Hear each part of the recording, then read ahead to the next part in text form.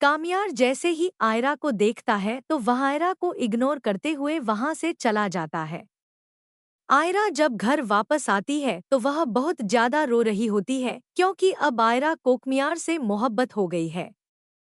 आयरा कामयार को बताना चाहती है लेकिन कामयार उससे कोई बात नहीं करना चाहता।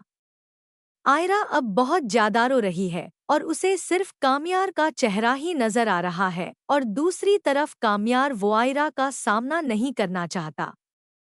फारिया कामयार के पास आती है और उससे कहेगी कि कामयार तुम खुद को तब्दील करके क्या साबित करना चाहते हो? क्या तुम उस आयरा के लिए यह सब कर रहे हो? क्या वह तुम्हारे दिल में बस गई है? बहुत मोहब्बत करते हो तुम आयरा से?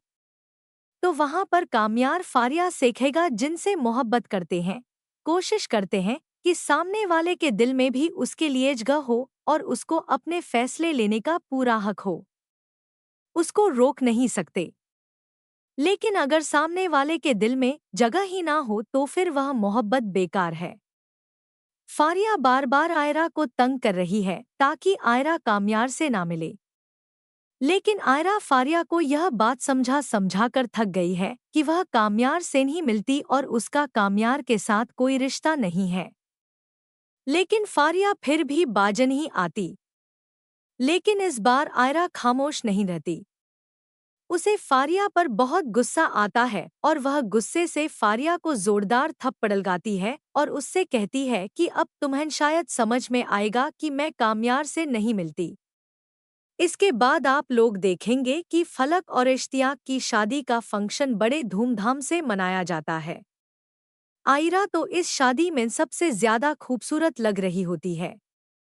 लेकिन वहां पर एक दूसरे लड़के की एंट्री होती है जो आयरा को देखते ही उससे मोहब्बत कर बैठता है।